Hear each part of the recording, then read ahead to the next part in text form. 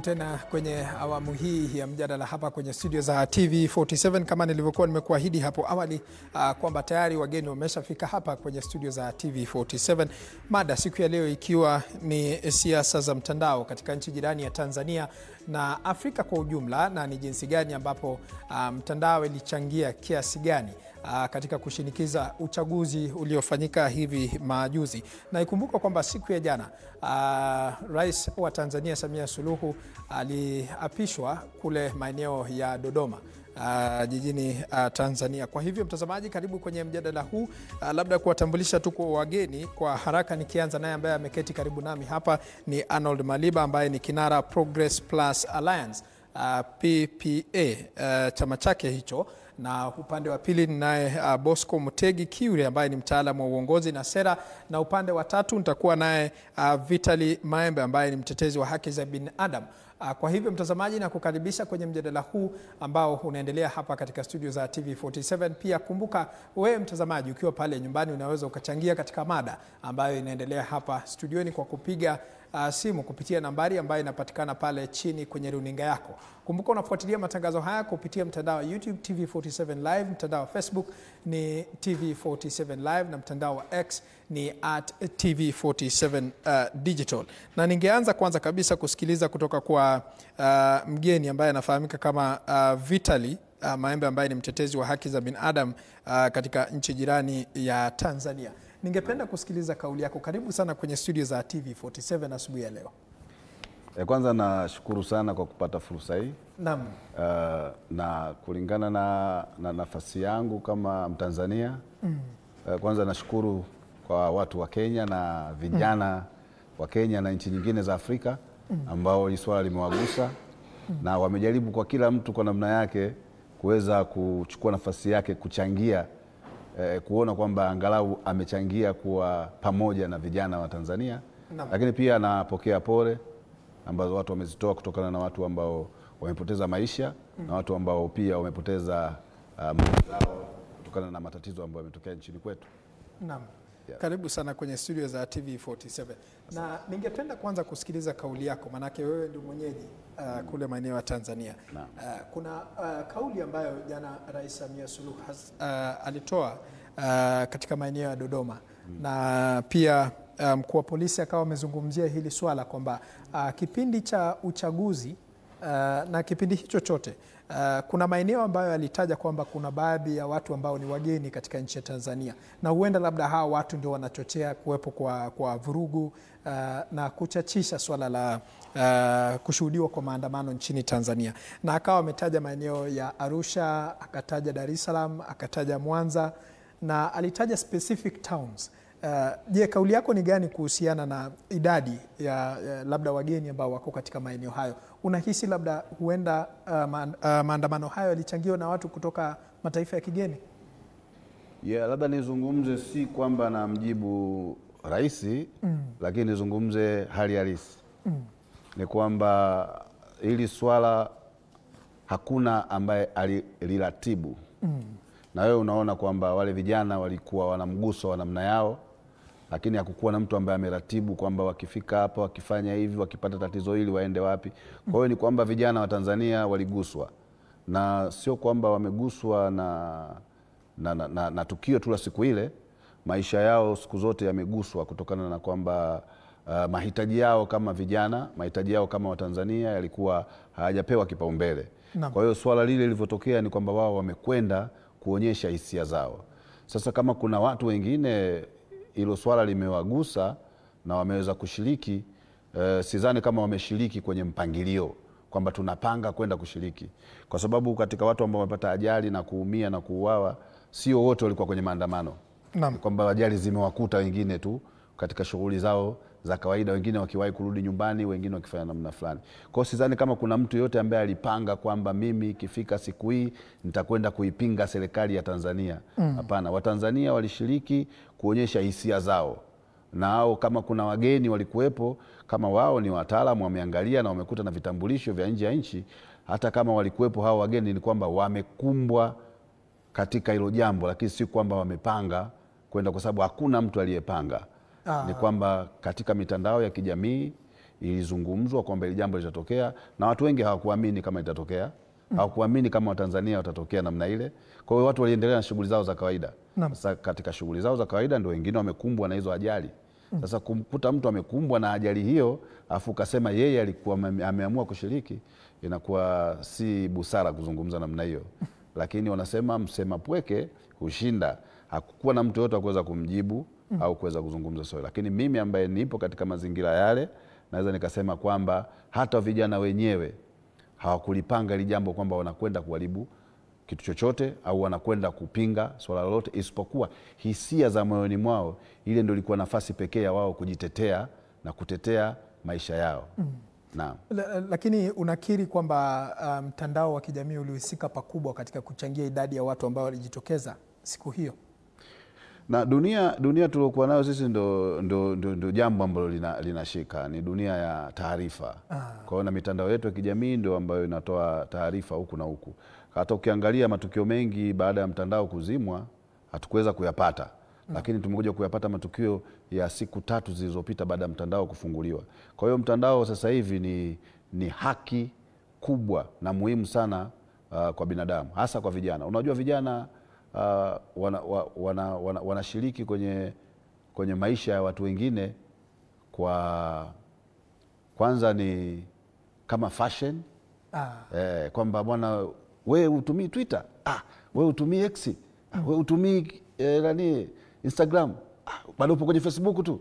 Yani ni kwamba ni fashion, kwamba yani wao ndio kitu chao, ndio maisha yao ya sasa hivi. Kwa hiyo kumzuia kijana kuishi kwenye fashion ya wakati wake, kwanza pia ni kumvunjia haki yake.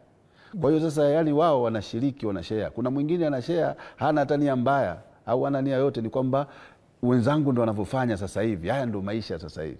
Kwa hiyo hii hata hii habari ya kusema sio ukimkuta mtu ameshare kitu fulani umfungulie mashtaka ufanye, watakuja kufungwa au kunyanyasika watu ambao hawakuwa na kusudio baya. Kwa sababu ndio wakati sasa wao kufanya namna hiyo. Naam. Ndivyo hivyo. Naam, asante sana kwa mchango huo. Acha nisikilize kauli yake Bosco Mutegi kuhusiana na swala hilo.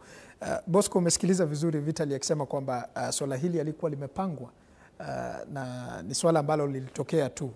Sijui kama una kauli tofauti kuhusiana na kauli hiyo. Shukrani sana kwa mwaliko huu.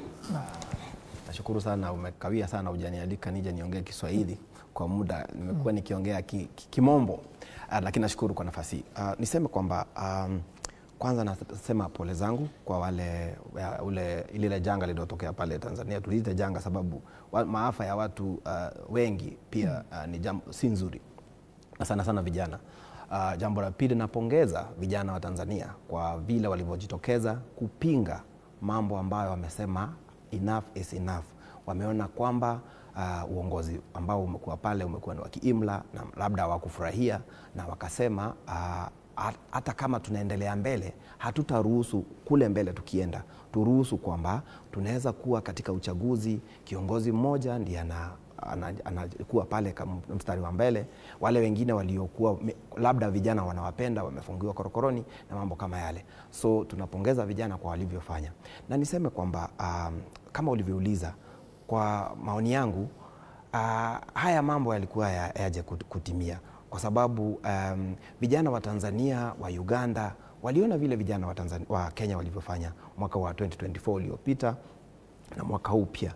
Kwa hivyo tuseme kwamba vijana wamekuwa wakishikana na wamekuwa wakileta mabadiliko katika dunia nzima tuseme, sababu out of 8.2 billion population ya watu wote duniani, asilimia 25 kwenda 30 ambayo ni around 2.4 billion ni vijana. Na vijana wamekuwa, ukiangalia dunia nzima, wamekuwa kileta mabadiliko. Si Kenya tu ama East Africa. Tumeangalia pale Nepal, tumeangalia Bangladesh, tumeangalia hata hapa Nigeria, South Africa. Vijana wanapigania uongozi ambao ni mbaya na wanapigania haki zao. Na vijana watu wanasema vijana, wengine wanasema vijana hawana rasilimali, hawana pesa. Lakini ukweli ni kwamba vijana wako na mali, vijana wamekuwa wakitengeneza pesa kwa njia tofauti ya innovation, creativity, mambo wanafanya ya cryptocurrency na mambo mengine anafanya kwa mitandao kutengeneza pesa. So vijana wamekuwa, jambo la kwanza, wako na pesa, wako na uwezo wa kubadilisha society, wako na uwezo wa pia kuona kubadilisha uongozi. Bad governance hawaruhusu katika macho yao ipite. So ni vizuri sana vijana wa Tanzania walijitokeza, na vijana pia dunia nzima wameonekana wameweza kusaidiana na wale vijana, sababu hata wakati mitandao imezimwa pale Tanzania, vijana walisemekana walikuwa wakitumia mitandao ya kibinafsi kama VPN na mambo mengine pia. Hata kama mitandao imefungwa na pia media imefungwa, utaona baadaye wale vijana wanaweza kushare, kutuma zile video. Hata zimetufikia hapa Kenya na tumeona mambo ambayo yalifanyika hayakuwa mazuri hata kidogo. So naona si jambo ati ilikuwa imefanyika tu ghafla, lilikuwa ni jambo lilikuwa lifanyike, na it's a calling for African leaders waelewe kwamba hawa vijana ambao wako na wao katika nimesema population kubwa sana duniani, over 25 to 30% globally, out of the 8 billion, 2 billion ni vijana. Kwa hivyo viongozi ambao wanapanga kufanya mambo kama ambayo yamefanyika Tanzania, ni wakati wanaambiwa, hey, sikiza, ni vizuri utusikize sisi kama vijana, sisi ndio wengi, sisi ndio wenye tuko na mali, na tunataka kusekiwa ama kutengeneza mustakabali wetu wa kisiasa, mustakabali wa mambo ya pesa, economy, mustakabali wa culture na mambo kama yale. Ukiangalia, nikimalizia hapa mfano hapa Kenya, I would like to bring a challenge kwa serikali zetu. Mambo ambayo tunatengenezea vijana, zile zinaitwa policies, ni vizuri tutengeneze sheria, policy ambazo zinaambatana na trends, zinaambatana na vile vijana wanataka. Kama vijana wanataka kufanya work from home, jaribu utafute njia unaweza fanya na wao kazi work from home. Kama wanataka mavazi yawe tofauti, ukiangalia vijana wote walio hapa wamevaa tofauti pengine na wengine kama sisi, na hiyo waruhusiwe hiyo kujieleza kwa mavazi yao, kwa mafikira yao na mambo kama yale. Asante. Arnold Maliba, ningependa pia kusikiliza kauli yako. Kuna masuala tofauti ambayo yameibuliwa hapa kwamba hilo swala la kuwepo kwa maandamano halikuwa limepangwa, na pia kuna swala ambalo nani ameguzia hapa, Bosco, akisema kwamba serikali inakosa kubuni sera ambayo itaendanisha na vijana. Huenda labda hili pia lilichangia katika swala hilo. Kilobi, mimi ningependa kuchukua mwelekeo tofauti kidogo. Mimi ni mwanasiasa na kuzungumzia jambo hili, nilipokubali kuja hapa niliamua kuwa nitazungumza roho yangu na kile ambacho nachojua, na pia niahirishe safari yangu ya kwenda Tanzania mpaka labda serikali mpya itakapokuja, kwa sababu kumekuwa na ile tabia ambayo foreign policy na usalama wa taifa Tanzania pale ina highlight na ku-identify hasa wa Kenya na Waganda, ama tuseme tu wale raia wa East Africa ambao sometimes wakisema mambo mengine, ukifika pale mpakani unarudishwa. Kwa hivyo safari yangu nitaahirisha, lakini niseme ukweli wa Mungu, kwa sababu hujaruhusiwa, haujakatazwa kusafiri Tanzania. Najua tayari tuko na, unajua, unless mimi ni wazimu, kila mtu ambaye hapa nchini amekuwa critical of what is happening in Dar es Salaam and Dodoma, ikifika pale kama haujatekwa utarudishwa, hautaingia. Kwa hivyo safari yangu kwenda huko hivyo nitaahirisha, kwa sababu nataka kusema ukweli, kwa sababu anasema kusema ukweli ni mpenzi wa Mungu. Tuanze hivi kwanza kabisa. Unajua, masuala ya kigeni hayawezi kuendeshwa kwa msingi wa pettiness, kwa sababu exactly that is how we have seen Tanzania ikiran affairs zake. Serikali za Tanzania ikiran sera zake kwa muda mrefu sana, hasa na majirani wao sisi wa kaskazini. Unajua, serikali ya Tanzania inaweza kuwa ni ya CCM, lakini watu wa Tanzania ni ndugu zetu. Hamna tofauti ya Watanzania na Wakenya. Tanzania is 95% Bantus. Kenya is about 67% made of Bantus.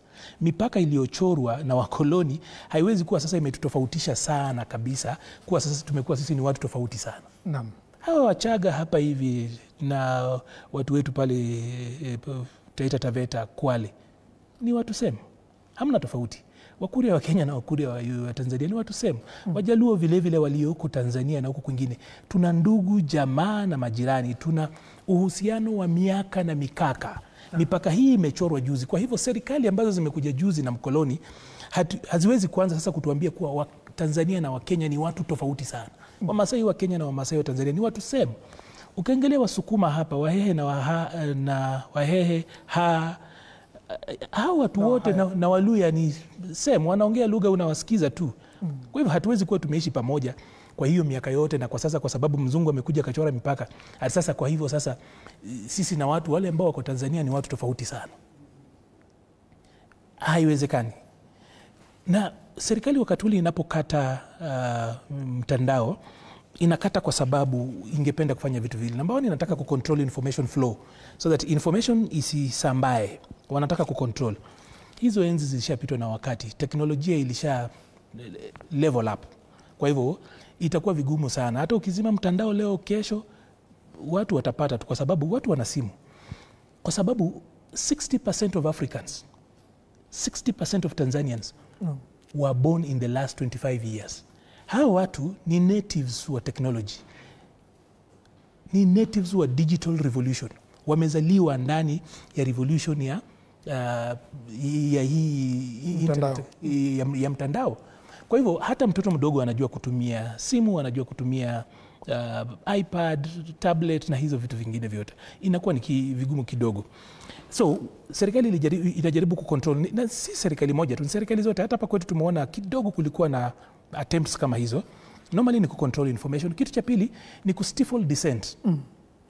Ili kama watu wanapoandamana mjini, wale ambao wako mashambani kwa mfano wasijue ama wa delay. So unapiga kelele isijulikane, kwa sababu wanafikiria kuna kitu kinaitwa bandwagon effect kwa psychology ya watu, kwa sisi tunapozungumza hapa kwenye studio na wale ambao wanatutizama watu wengi, alafu teknolojia inakuwa ni multiplier force ama inakuwa na multiplier effect.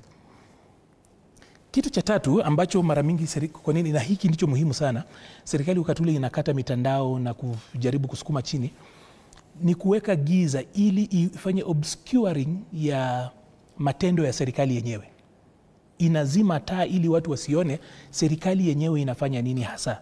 Na umeona kama zile video, the footage zile ambazo zinatoka Tanzania, unapata askari wanapiga risasi kwa nyumba za watu.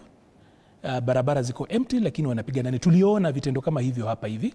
Ulikuwa unaona pale Rongai, ukaona Ngong, ukaona Kitengela. Tuliona vitendo hivyo. Lakini uzuri ni kuwa teknolojia sasa, simu watu wanashika vitu hivi vinafanya nini? Baadaye vitatumika. Lakini labda tupeleke jambo hili nyumbani. We need to bring this topic at home. To bring it closer pahali penye kuna shida kubwa kabisa. Shida kubwa ni kuwa usalama wa taifa Tanzania umeumbwa kwa mfano wa chama cha CCM. As in, CCM imetengeneza Tanzania imekuwa ni kama serikali ni branch ya CCM.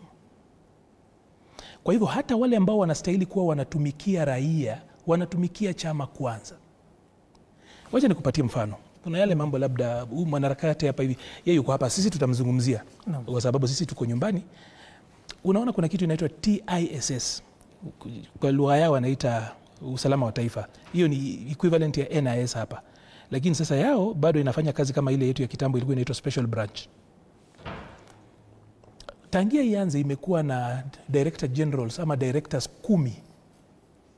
Lakini tangia mwaka wa 2021 wakati ule Mama Suluhu, sitamuita mama kwa sababu staha zote na sifa za mama amezipoteza. Unajua mama ni mlezi, mama anachunga, lakini ni mama rais. Sasa nitamuita tu Suluhu. Nitamuita tu Suluhu, siwezi kumuita mama kwa sababu sifa za mama tayari amezikosa. Siwezi kuona video kama hizo alafu nikwambie kuwa hapo kuna sifa za mtu ambaye anaweza kuitwa mama. Acha nimuite Suluhu. Suluhu amekuwa na directors 4 wa TISS. Out of the 10 directors ambao wamewahi kaa na kuongoza TISS, that is the Tanzania Intelligence and Security Services, 4 wamechaguliwa na mtu chini ya miaka 4.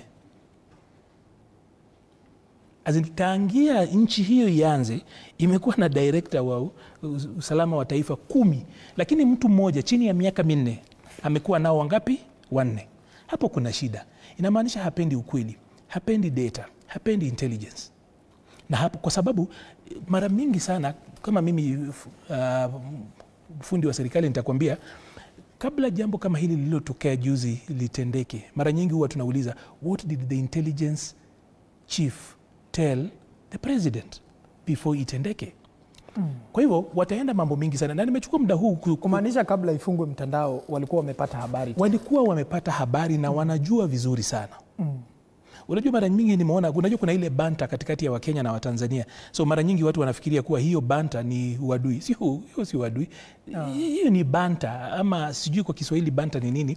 Lakini ile uhusiano wa karibu. Ile kurushiana maneno ya kirafiki. Kama vile watu wa Manchester United na watu wa Arsenal wanavyokuwa wana exchange. That is not enmity. Wakati ule tunaita Arsenal kale katimu, haimaanishi kuwa tunachukia Arsenal ama kuwa wafuasi wa Arsenal ni maadui zetu. Hiyo ni banta ile ambayo tunakuwa nayo kwenye mtandao. Lakini unajua watu wanakuambia kuwa Watanzania ni waoga, hawawezi enda barabarani. Hiyo ni upuzi, kwa sababu hawa watu si watu tofauti. Wacha nikwambie hivi. Hawa ni watoto wa mtu mwenye anaitwa Chief Mkwawa. Alipigana na Wajerumani. Hawa ni watoto wa Kinjekitile Ngwale. Wametoka kwa uzazi ya wale, kwa uzao wa wale watu ambao wamewahi resist na hawawezi. Hawa ni wajukuu wa Mirambo. Mtu kama Songea, Wangoni huko chini. Kuna Mangi Meli hapa, Wachaga hapa chini. These are people who resisted. Hawa ni wajukuu na hata Nyerere mwenyewe hakukuwa mtu kichwa maji ya kusukuma left, right and center. Hawa ni watoto wa Nyerere. Nyerere alitaka serikali ya mapinduzi, alitaka serikali ya revolution mwenyewe. Hii serikali, umeona hawa watoto wamepiga kelele, hawa ndio watoto wa serikali yenye Julius Nyerere angependa. Kwa hivyo walijua vizuri nini itatendeka. Lakini kama kawaida, unajua nimezungumzia usalama wa taifa kwa sababu hapo ndio penye kuna shida kubwa. Mara nyingi Tanzania ina intelligence agency moja, lakini kama inataka kusonga mbele ni lazima ivunjwe kwanza.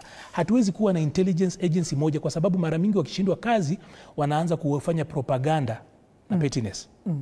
Kwa sababu ukiangalia ile taarifa ambayo mama aliandikiwa akisema kulikuwa na watu wa nje, you can actually tell wale watu ambao wanaenda kuteseka watakuwa ni Wakenya hasa wakielekea kwa election, kwa sababu mara nyingi sana wale serikali ya CCM ikishindwa na hoja ni lazima itafute adui wa nje, na adui wa nje mara mingi imekuwa ni Kenya na Mkenya. They have always looked for a boogeyman. Kwa kizungu inaitwa boogeyman.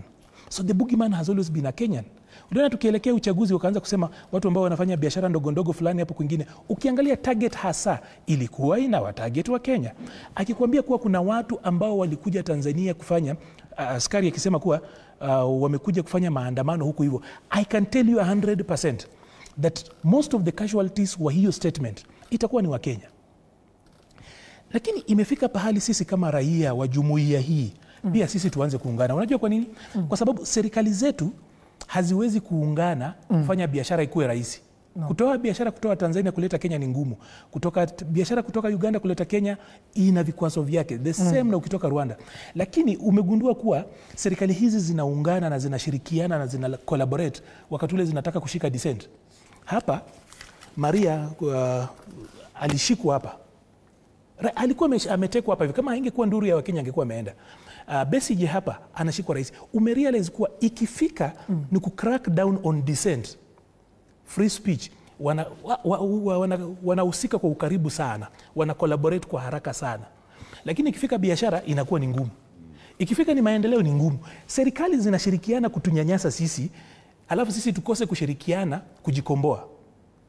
Nyerere hakuomba mtu yeyote ruhusa wakati ule alikuwa anasaidia struggles za liberation across Africa. Hakuomba mtu ruhusa. Pia sisi kama raia hatutaomba mtu yeyote ruhusa ili tuweze kushirikiana, kwa sababu unaona kama wanaharakati wakikuja hapa Kenya unapata kuwa kuna ushirikiano. Hakuna vile utaingia nchi hii na uweze kumshika Maria ama umshike Besigye kama haujaongea na serikali. Kwa hivyo mbona serikali ya Uganda inahusika rahisi sana na ya Kenya kumshika Besigye na kwenda kushika wale ambao walishikwa Kisumu, mliripoti hapa. Wale ambao wa Tanzania ambao wanakuja hapa hivi, Boniface Mwangi wakienda Tanzania wanajulikana mara moja kabisa, wanashikwa. Kina Martha Karua wanarudishwa haraka sana. Inamaanisha kuna ushirikiano. Na as long as kuna harakati ambao walishikwa Uganda. Hata wetu bado wako Uganda. As long as governments zinashirikiana kutunyanyasa sisi, itabidi pia sisi tushirikiane kama raia wa jumuiya kuresist. Kwa sababu tayari wanafanya nini? Wana collaborate. Hata pia sisi itabidi tu collaborate. Kwa sababu injustice anywhere is injustice everywhere. Na mara mingi watu wanauliza, na nimeona hili swala likiulizwa, wa Kenya mbona wanapiga kelele, wanajaribu kuongelesha Waganda na Tanzania. Pia sisi tumeteseka vile vile. Tunajua kitu moja, kuwa injustice anywhere is injustice everywhere. Kama tutawacha hizi vitu ambazo zimetendeka Tanzania ziendelee na we sweep them under the carpet, hata hapa kwetu, because the price of freedom is eternal vigilance, na ikitendeka kwa jirani hata kwako inaweza tendeka. Nataka kumalizia kwa kuambia hivi kwa haraka kabisa. Tanzania wanasema iko na population karibu tuseme 70 million. 70 million. INEC inatuambia iko na registered voters 37 million. 37.6 million voters. Yet ukiangalia the National Bureau of Statistics ya Tanzania inasema kuwa watu zaidi ya 50% wako chini ya miaka mingapi? Miaka 18. Hizo ni takwimu zao wenyewe. That over 50% of Tanzanians are under 18. Kwa hivyo hata tukiwapatia kuwa tuseme Tanzania iko na watu milioni 71 ama 72. Hii kura 37 million ilitoka wapi? Hiyo voter register hai make sense. Kitu cha pili, because 37 na uko na over 50% wako under 18. Walitoa wapi watu 37 million kwa register ya registered voters? Hilo wenyewe hawezi sema, lakini hilo ni swali lazima lijibiwe. Kitu cha pili, waliweza kuhesabu kura milioni 33 in 48 hours. Hakuna stima, kuna curfew in 48 hours, na sisi tuliona ballot boxes zikipigwa, zikirushwa. Hizo zote hazijakuwa factored in. Wanapiga hesabu kama ule INEC inafanya hesabu kama ya ule mwigizaji anaitwa Zakayo. Ule mara anapiga hesabu ya matanga ya michango, alafu akiulizwa ajibike anasema ulikuwepo. INEC inapiga hesabu ya namna hiyo. Kwa sababu waambie walipiga hii 32 million walitoa wapi? Alafu kuna ajabu sana. Mama alipata milioni 19 kuliko Magufuli. Tuanzie hapo kwanza. Mama alipata 19 million more, kwa sababu Magufuli nadhani alipata I think milioni 12 mara ya mwisho. 12 na kitu hapo hivyo. Mama amepata 31 million. Kitu cha tatu, if you are so popular, voter turnout wakati wa Magufuli ilikuwa 63%. Wakati huu voter turnout, wakati ule watu wamekuja barabarani, alafu kuna vituo tuliona watu hawakuenda. Ukiangalia kama mkoa wa Mara huko kwingine, ukiangalia kulikuwa na pahali watu hawakuenda kupiga kura, lakini voter turnout ilikuwa 83%. Ni 87 ama 83%. Unaangalia hiyo voter turnout ya 83% ni kubwa sana. Magufuli voter turnout yake ilikuwa 63% and he was very popular. Yani mama ana umaarufu kumliko Magufuli. Lakini pia mama amepata umaarufu. Twende polepole. Katika mapigano ambayo twende polepole. Amefanya nini cha maana? Kile ambacho kimempatia umaarufu wa kupata milioni 19 zaidi ya Magufuli. Hii ndio hesabu ya Zakayo. Ulikuwepo? Kwa sababu tena kulingana na sheria yao, wakati ule INEC imetangaza results, hauwezi kata rufaa, hauwezi enda kotini. Hiyo ndio some of the changes hawa vijana walikuwa wanapigia kelele. Kitu cha nne, kwa zile vitu ambazo zenye zimeleta hii kelele yote, alafu kwa sababu watasingizia outsiders. Kitu cha tatu, nilikuwa nasema kitu cha nne, ni kuwa ukiangalia hiyo hesabu inaonyesha mama ana umaarufu sana, si ndio? Uko na voter turnout ya 83%. Out of that 83% voter turnout umepata 98%. Lakini yani una umaarufu mkubwa kama huo, lakini unaenda kuapishwa ndani ya barracks. If you are so popular, why would you need to be sworn in a barracks? 98% ya watu wote waliopiga kura. Lakini taasisi mingi za serikali ya Tanzania ziko Dodoma. Ndani ya barracks wangeita ikakuwa mkutano wa hadhara. Mbona uende kwa kituo cha jeshi? Kama uko na 98% support, wacha nikwambie Kilobi, ukipata 98% support, swearing in unataka tu Biblia ama Quran na usimame kwa kijiji chochote na unaapishwa. Finally, kulingana na takwimu zao wenyewe, kama mama alipata milioni 31, inamaanisha all adults in Tanzania voted for her. Lakini Mama Samia Suluhu alisema kwamba alikuwa na wapinzani 17 katika debe. Wapinzani 17 wale ambao tunajua hawakuwa na uwezo wa kuzunguka, wengine walikuwa wanapatiwa pesa na CCM, wengine mpaka wanapatiwa magari na support na INEC. Imagine kama hapa Kenya IBC na kupatia support wewe ndio uweze kukampeni kuonekana. Ni habari ambazo hazithibitishwa. Ndio nimekuambia mimi safari yangu ya kwenda Tanzania nimeahirisha, nitaenda baadaye, lakini nitasema ukweli kwa sababu ukiangalia ule mchezo uliotendeka pale, hapa hakuja kuwa na kura. Tanzania hakuja kuwa na kura. Huo ni mchezo, hesabu za Zakayo. Na ukiuliza unaambiwa ulikuwepo. Hapo hakuja kuwa na uchaguzi, na wakati ule vijana wanapozungumza unachinja vijana. Wacha nikuambie Kilobi, labda ujui, mara ya mwisho wa Tanzania waliuawa wengi hivyo ni wakati ule Idi Amin alivamia ule mtaa wa Kagera. 1500 Tanzanians were killed. Na hiyo ndio hii tena taangia wakati huo, wakati ule Idi Amin alipovamia Tanzania, askari wake wakaua watu 1500. Hii ndio mara nyingine tena Tanzania imeweza kuwapoteza watu wengi kiasi hiki. Na kile ambacho kinahuzunisha sana ni kuwa watu wa Tanzania ambao wameuawa hivi, wameuawa na serikali yao wenyewe. Kwa sababu vyombo vya dola vimeumbwa kwa mfano ya chama. Ni kama Tanzania ni duka la CCM. Ni mtaji wa CCM wanafanyia vile wanavyotaka. Instead ya CCM kuundwa kwa mfano wa Tanzania, Tanzania na vyombo vya dola vimetengenezwa kwa mfano wa CCM. Kwa hivyo ni branches tu. Ukiangalia kama ni askari, uliona hata kuna askari pale amesema mama hajapita kura, na hiyo najua ni video ya zamani kitambo. Sema mama hajapita kura kuwa rais kwa sababu nyinyi mlipiga kura. Na anaashiria kwa bunduki, anasema hata pia sisi tumo. Anapiga salute kuonyesha kuwa vyombo vya dola ndivyo vinavyohakikisha mtu kupata nini, ile legitimacy. Lakini kile kitu kizuri ni kuwa maandamano haya, mama kuapishwa ndani ya bara ya kijeshi, hesabu ambazo ni za kizakayo. Mnajua kuna Zakayo wa Kenya na kuna Zakayo ule actor.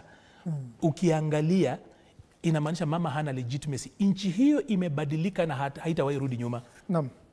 Shikilia hapo Arnold Maliba. Wacha nisikilize kutoka kwa kaka hapa, kaka Vitali.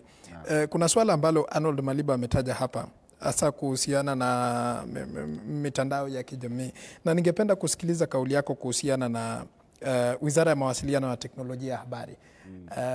Iliwajibika katika kudhibiti, kwa sababu pia mtandao unatumika na wengi katika kusambaza habari ambazo hazieleweki, zingine ni za kupotosha.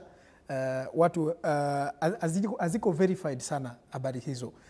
Unahisi Wizara ya Habari na Mawasiliano iliwajibika kipindi hicho? Kwa sababu kila kitu sasa kinakuwa kinaendeshwa na mtu mmoja, na hili ni tatizo letu la katiba. Ndio maana tunapiga kelele kuhusu katiba mpya. Sisi sio kwamba Watanzania tunataka katiba mpya kwa sababu ya upya wake.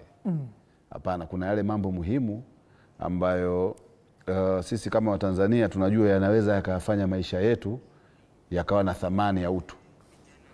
Kwa hiyo tunataka katiba ya wananchi, kwa sababu si katiba yetu tumeifanyia mabadiliko mara nyingi. Yani tulikuwa na tume ya Jaji Kisanga, tukawa na tume ya Nyalali, tukawa tuna tume ya Warioba, hii ya mwisho sasa ambao tulikuwa tunataka katiba mpya. Na tulikuwa tumeshakubaliana wote wa Tanzania kwamba sasa katiba hii hailingani na maisha yetu ya sasa hivi. Kwa hiyo tukakaa, ikafanywa mizunguko, maoni yakachukuliwa, tulikuja kukwamishwa na serikali ya Kikwete. Ndio tulipokwamia hapo. Lakini tulikuwa tumeshakubaliana kwamba katiba tunaoishi nayo sasa hivi hailingani na nafasi yetu kama watu wa Tanzania.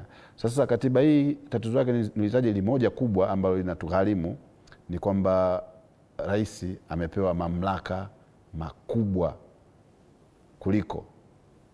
Nikisema kuliko namaanisha kuliko vitu vingi.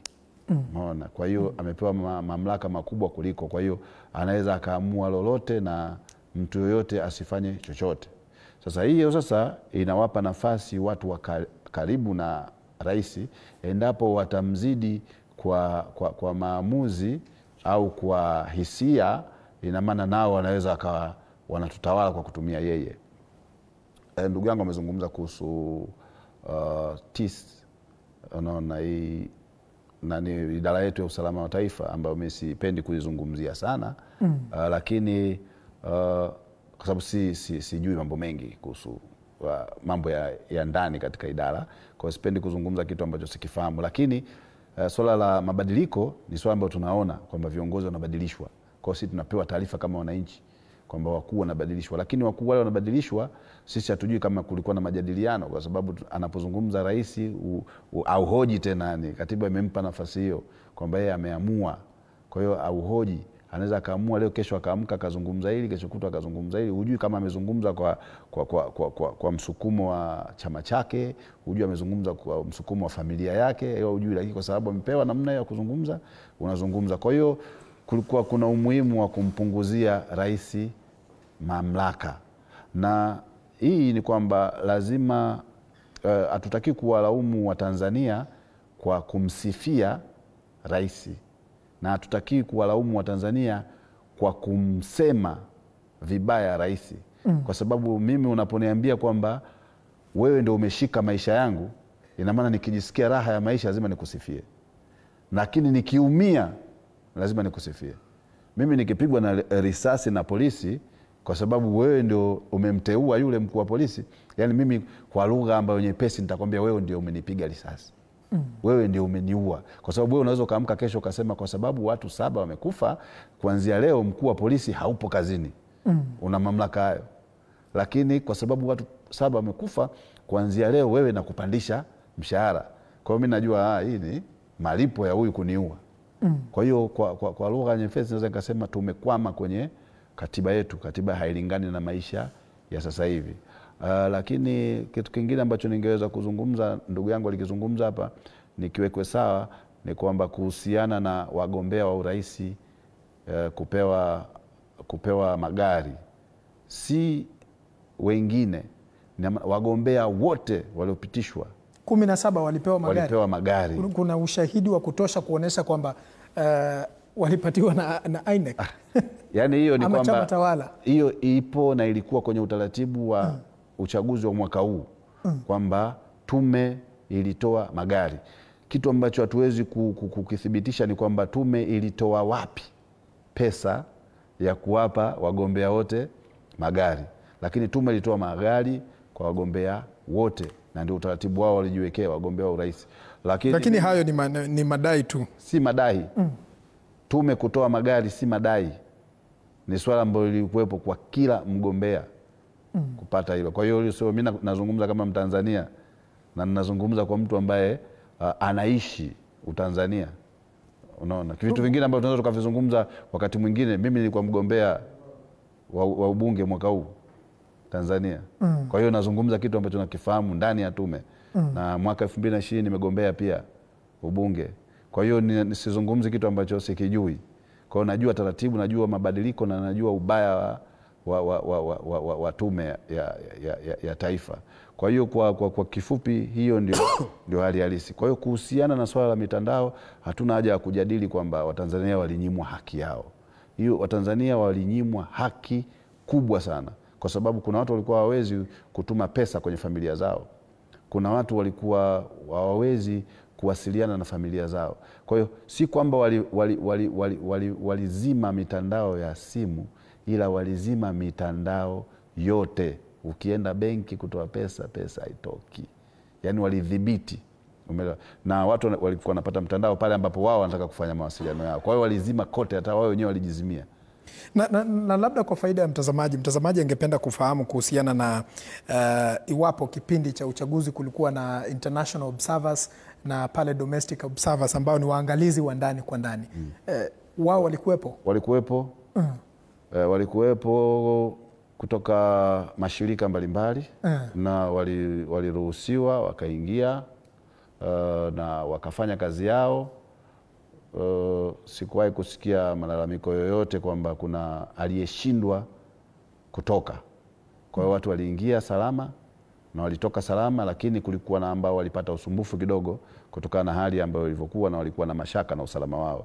Kwa hiyo hivyo ndio vitu ambavyo vilikuwepo. Lakini sasa kitu ambacho sisi tuna wasiwasi ni ripoti ambayo watatoa ni ile ambayo wameiona ndio wasiwasi wetu, lakini swala wao kuingia, kuruhusiwa kuingia na kutoka ilikuwepo, lakini je, wanapata haki yao ya kusema walichokiona? Hicho ndio ambacho ni kigumu, kwa sababu pia ukiangalia kwa kauli ya Mheshimiwa Rais wa sasa hivi ambaye tumempata, ni kwamba anazungumza kwamba anawashukuru waangalizi. Umeona? Kwa hiyo kama kuwashukuru waangalizi, unajua kuna watu ambao wengine wanajiita waangalizi, lakini mimi nafikiri kwa uangalizi unatakiwa uende ukaangalie kuhusiana na haki ya kila mtu. Umeona? Haki ya serikali, haki ya wananchi na haki ya ujumla ya watu ambao ni majirani, kwa sababu unajua kitu ambacho serikali yetu imekuwa haikipi kipaumbele na kutambua ni kwamba jirani yako ana haki. Yaani ndio kitu ambacho ukielewa kabisa, wewe existence yako inampa jirani yako haki, unaona, na inampa wajibu pia. Naam. Kwa sababu kama kuna adui anatoka Sudani anataka kwenda Tanzania, ina maana lazima apite kwenye nchi nyingine kabla, kwa sababu Tanzania ipatikane hapo. No. Kwa hiyo jirani yako kama ni Mkenya ana wajibu wa kukulinda wewe, na wewe pia una wajibu pia wa kumpa haki yake Mkenya. Sasa kama haki ya mawasiliano unaifuta, jirani yako anashindwa kujua wewe unahitaji nini sasa hivi, wewe una matatizo gani, au wewe una enjoy nini sasa hivi, hiyo umemnyima haki. Yani hiyo sio kwamba umbea, kwamba anataka umbea wa jirani. Jirani yako pia kupata umbea kutoka kwako ni haki yake, kwa sababu tunategemea. Ndio maana tukijitambulisha tunajitambulisha, mimi bwana, mimi ni Mtanzania, nchi yangu Tanzania, kusini imepakana na Malawi, imepakana na Zambia. Kwa nini unazitaja? Kwa sababu ndio wale ndio wanakufanya wewe uwe hivyo. Wewe ndio uitwe Tanzania.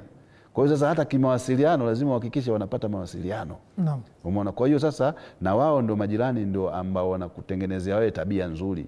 Kwa hiyo ukimpiga mtoto wako, jirani atamsimulia mtu mwingine, bwana, kwa jirani huku kuna mtoto anapigwa sana. Naam. Jirani nimesikia kuna mtoto amebakwa. Kwa hiyo wale ndio wanaenda kufanya haki ya mtoto inakubalika. Kwa hiyo swala la kudharau jirani hilo silitambui na sikubaliani nao, lakini moja ambayo naweza nikalisema kwa vijana wa Tanzania na wa Kenya ni kwamba wanapokuwa wananchi wa Kenya wanakosana na kiongozi wa Tanzania au wanapishana lugha, hii si vita ya wananchi wa Tanzania na wa Kenya. Wananchi wa Tanzania wanapopishana lugha na kiongozi wa Kenya, hii sio vita ya Watanzania na Wakenya. Kiasili tunasema kwamba miti inayokaa pamoja iachi kusuguana. Na katika kusuguana ndio ambapo unapojua kwamba kumbe inabidi nijiweke vizuri nikae sawa na mwenzangu. Kwa hiyo hii misuguano itaendelea kuwepo, lakini ni kwamba lazima watu watambue kwamba wote ni muhimu. Na huu utani ni utani ambao upo, lakini usije ukamhukumu Mtanzania kwa sababu ya tabia ya kiongozi wake, kwa sababu ukiangalia tupeane hukumu kutokana na tabia za katiba zetu. Kama katiba imesema hatutaki mahusiano na nchi fulani, sasa tuwahukumu wenzetu. Lakini mtu fulani ambaye ameshindwa kuitafsiri katiba yake akaweza kuifanya ikawachonganisha na watu wengine, tusitafsiri kwamba ni tatizo la wananchi wa hiyo nchi. Kwa hiyo kiasili sisi ni watu wa moja na hatuwezi kutengwa na chochote. Naam. Ndivyo ambavyo naweza nikasema. Naam, shikilia tu hapo, acha ni vuke upande huu nisikilize kutoka kwake Charles Ouko ambaye ni kiongozi wa vijana na jinsi matukio yalivyokuwa na mtandao ilivyochukua nafasi kubwa katika kuchangia uongozi wa Tanzania. Sijui kauli yako ni gani Charles? Kwanza nataka kuwapongeza kwa mwaliko huu. Naam. Nichangie hii mada. Kwanza mambo venye mtiririko wa mambo venye tumeanza kuona inaofisha sana. Sana East Africa. Tumeanza kuona au viongozi wameanza kuungana na kukandamiza wananchi. Kwa mfano tumeona jana rais wetu ameweza kumpongeza Samia, na tunaona si uchaguzi wenye ulifanyika pale, si uchaguzi, ni desturi tu kuwa wanapaswa kuwa na election after certain years. So this should change kwa manufaa ya mwananchi, si kwa manufaa yao. Mimi kwa mtazamo wangu naona nika alimpongeza kwa sababu pia yeye ana expect the president of Tanzania amrudishie mkono kama 2027. Juu akiweza kuwa aliongea against the president, wakati wake ukifika pia ataweza kurudisha mkono. Again, nataka ku remind the leaders wamepewa majukumu, hawajapewa haki nyingi kuliko wananchi. Wamepewa tu majukumu kuliko sisi. So ukipewa hiyo nafasi, fanyia kazi, usiichezee, sababu power si permanent. Kwa wakati pia wao hautakuwa kwa power na uta expect better treatments. Weka kipaza sauti karibu. But expect better treatments. Again, tuliona Mama Samia venye alichukua usukani, watu wengi walimshangilia. Wakasema ni Mama Magufuli alikuwa anafanya vile. Mama yeye akasimama yeye mwenyewe, akakaribisha wapinzani wake, akasema unaweza kuwa kuna haya mambo yenye alikuwa yanafanyika yenye si mazuri, yeye kulingana na yeye atayarekebisha. Na yenyewe tukaona kwanza venye aliingia alirekebisha alirekebisha wasichana walikuwa wamebaniwa kuwa kwenda shule after pregnancy, lakini yeye akarudisha, akasema ni haki ya wasichana hata kuwa walijifungua unaweza rudi shule na kuendelea masomo. Yenyewe hiyo ikakuwa ni good gesture. Lakini mambo venye iliendelea tukaanza kuona ni kama ameanza kufanya opposite. Hata yale mchango ulikuanga positive about Magufuli hauko tena. So tunashangaa, tuliona hayati Nyerere alikuwa anasema udugu kila saa. So nauliza the government of Tanzania, udugu ni kuua wa Tanzania? Udugu ni kukandamiza wa Tanzania? So wao wafikirie hiyo na wafanye chenye kinastahili. Again, tumeona hiyo tweet yenye the nini kwa gazeti, kuna not kwa gazeti, akiapishwa aliweza kulaumu watu kutoka nchi jirani walikuja maandamano. Mimi sijui kama Tanzania imeanza kuambukizwa hizi virusi za uongo kutoka nchi jirani ya kudanganya. Mimi nashangaa Wakenya kwa wakati tuliona tukilaumiwa kwa bunge na wabunge fulani. Nashangaa wakati huu pia Kenya tumeenda huko tukaingia huko tukapanga maandamano. So I think sometimes ni vizuri kuwa sensitive. Ukianza kutulaumu sisi, utaanza kuleta uhusiano mbaya baina sisi na ndugu zetu wenye wako huko. Utasema nini ama sisi tumelaumiwa na tukakubali ni sisi tulipeleka maandamano huko kuharibu. Lakini rais hakuwa specific akisema kwamba ni wa Kenya, alisema kuna wageni na akataja specific towns ambapo baadhi ya wageni wako kwa jumla zaidi. Tunakubali hiyo. Lakini tuliona hapo awali tuliona wabunge wenye tulikuanga si na maandamano wakitukemea, wakituambia hakuna kitu sisi tunaweza waambia. Sisi kazi yetu ni kuongea tu Kiingereza. Unaona? So kwa mtazamo wangu naona hiyo that was the beginning ya kuanza kusema nchi jirani, kwa sababu sisi hao wenyewe walitutaja. Kumaanisha mimi hata sitashtuka nikiona ripoti ikitolewa kiambwa ni sisi, kwa sababu already walikuwa washafanya nini, washatutaja wakasema ni sisi tunafuruga.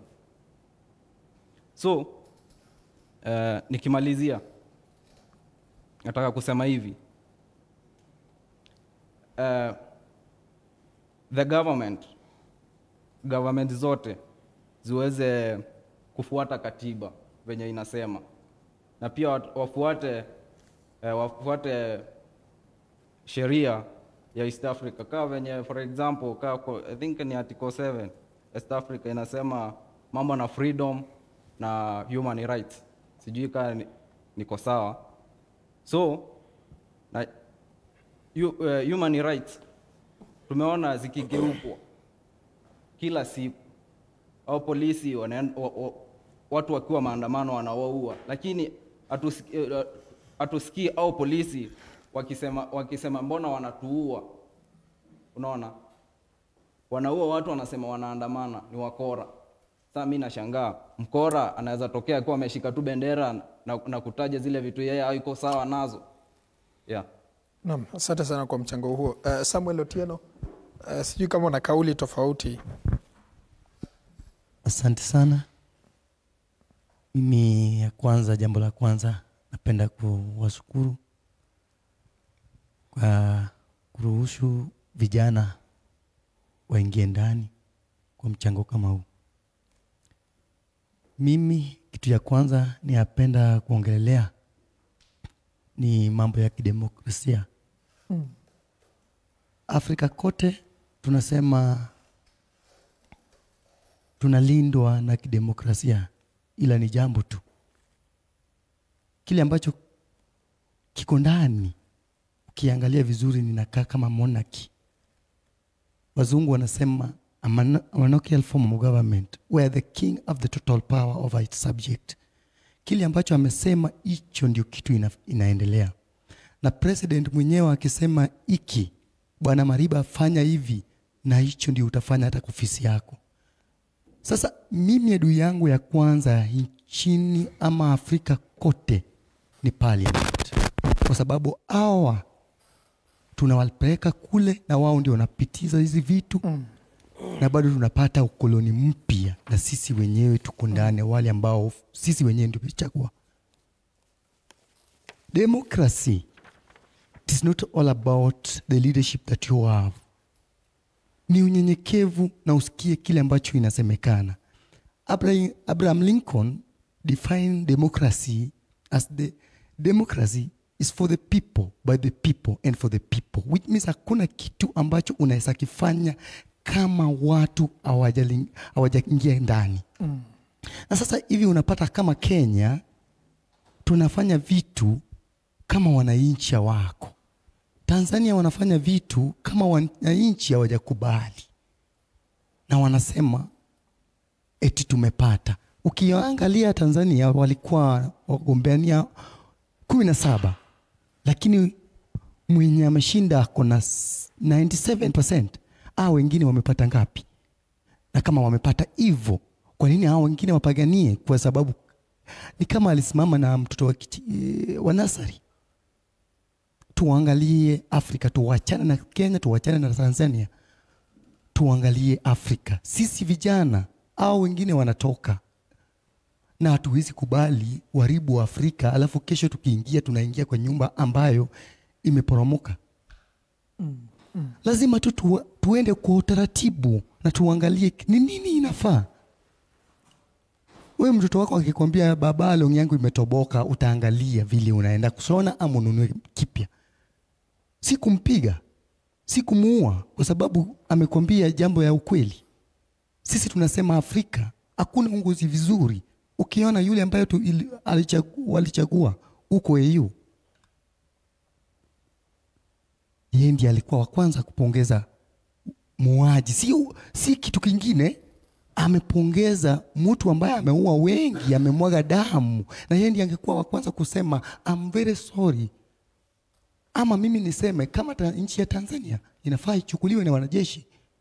Unaona hata huko Traore anaongoza vizuri kuliko hao wengine. Wanasema tunaogopa nchi ambayo tumeongozwa na jeshi. Kwani Traore amekuwa journalist? Mwenye chama amesema tuseme ukweli. Afrika inataka uongozi. Mimi nikisimama kama saa hii naenda kugombea kiti cha MP huko Suba kwetu, mtu ataniambia sijui sina pesa, sina gari, sina sijui nini. I have a lot of resources in my brain.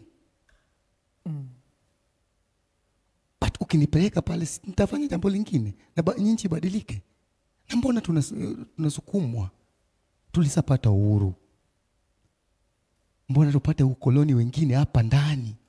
Hakuna siku unaweza osha kikombe inye ndani ni chafu. Naam, itakuwa ni vigumu. Ni vigumu, lazima utaanza na ndani ndio utoke nje. Afrika lazima tuoshe na tuone ni wapi tunafaa tuende. Na kama ni ngumu, mimi naomba hata Trump arudi kama wakoloni, wachukue Afrika, tupewe katiba kipya Afrika kote, kwa sababu hii ni upuzi, hakuna uongozi inaendelea. Mtu anafanya kile ambacho inamfurahisha na inafaidisha na sisi. Lakini haimaanishi kwamba Afrika hakuna viongozi. Kuna viongozi na ambao wamesoma. Sijakataa, hata mimi ni kiongozi niko, lakini ile njia wanaongoza nayo ni kama mtu ni head boy wa shule mwenye baada anataka pendekezo na principal. Acha nisikilize kauli yake Josephat. Asante. Asante sana kwa nafasi hii. Naam. Mimi naitwa Josephat Mutati, kiongozi wa vijana na pia mgombea wa kiti ya useneta kaunti ya Kitui mwaka wa 2027. Wacha nianze kwa kusema hivi. Ni kweli ya kwamba mitandao ya kijamii imebadilisha namna siasa za bara la Afrika zinafanyika kwa kiasi kikubwa zaidi. Na kwa hivyo utapata ya kwamba hauwezi nafasi ya mitandao ya kijamii ni kubwa mno. Kamata vizuri. Yeah, asante. Nafasi ya mitandao ya kijamii katika siasa za kisasa ni kubwa mno na hauwezi kuidharau hata kidogo. Lakini itadhibitiwa namna gani, kwa sababu pia mitandao ya kijamii inatumika kueneza habari za uongo? Asante. Sasa utapata ya kwamba kwanza mitandao ya kijamii imekuwa ni jukwaa jipya la kisiasa, especially kwa vijana. Ila kuna changamoto ambazo zinakuja na mitandao ya kijamii kuwa jukwaa jipya la kisiasa kwa vijana, kwa sababu na vile umesema unapata inatumika kwa kueneza taarifa ambazo si za ukweli na pia zenye haziwezi kuwa kuthibitishwa.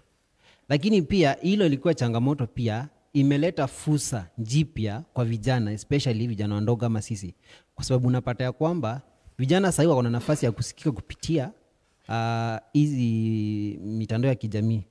Kwa mfano, ukiangalia mtandao kama Twitter, X, Facebook, Instagram, utapata vijana wanaitumia kuweza kufanya mijadala na pia kampeni kwa mambo ambayo yanaweza kuadhiri vijana, especially ya uongozi. Kwa mfano, ukiangalia mtandao wa X unatumika sana na vijana siku hizi kufanya zile mijadala ambayo inatuhusu sisi kama vijana. Na nikiangalia tu kidogo ama nikiunguzia tu kidogo kwa hili swala la Tanzania na siasa za Afrika, ni kwamba mitandao ya kijamii imeweza kuchangia pakubwa zaidi katika yale mambo ambayo yamefanyika kule Tanzania. Na pia nataka kutoa pole zangu kwa wale vijana wenzangu wameweza kuumizwa na pia kupoteza ndugu zao kule Tanzania. Ukiangalia mwanaharakati wa kule Tanzania kama vile Mange, ameweza kutumia mtandao wa kijamii wa Instagram kuweza kuelimisha watu na kuweza kutoa ule uozo ambao anaona pale ndani ya serikali. Na hatuwezi kusema yale yote ni madai ambayo hayawezi dhibitishwa, kwa sababu zingine pia tunaweza kuona ni kuna ukweli pale. Kwa hivyo mitandao ya kijamii kwa njia moja au nyingine lazima idhibitiwe, ndio viongozi na vijana pia wasitumie kwa njia ambayo italeta taharuki kwa taifa pia. Lakini pia serikali isiweze kufanya vile ilifanya kule Tanzania, kuweza kukata internet, kwa sababu ikifanya hivyo sasa itakuwa ni kukiuka haki za kibinadamu za kupata taarifa na pia kuweza kuchanganua mambo ambayo yanaendelezwa na serikali. Kwa hivyo tunafaa kupewa nafasi kutumia mitandao, lakini tuitumie kwa njia ambayo ni ya maadili, kutumia kujenga lakini si kubomoa ama kuweza kuleta chuki baina ya inji na ile inji ingine. Yes, asante. Naam, asante sana. Pale nyuma kaka.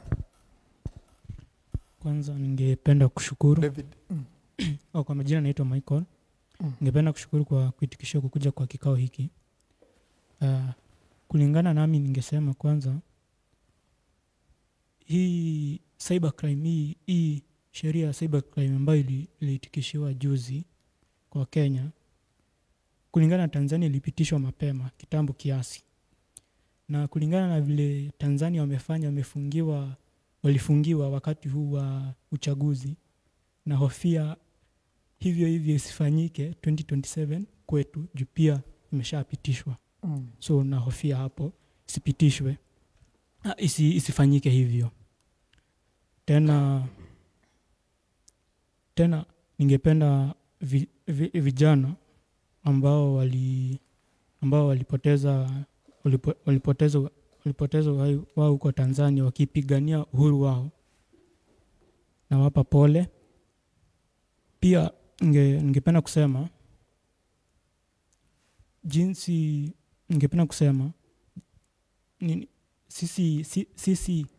sisi majirani tuungane tuachane na hawa as in government. Tunaona kama hii time wameungana au wanaungana kukipatikana na maybe makosa, lakini sasa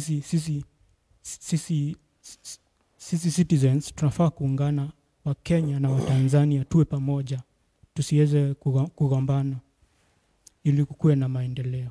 Naam, asante sana. Crispin Odhiambo. Asante sana Bwana Kirobi kwa fursa hii. Kwanza kabisa nataka kujumuika na wenzangu kuwapigia pole wale mandugu zetu na madada zetu kule Tanzania ambao wameathirika na tukio hili juzi, which was a bit unfortunate.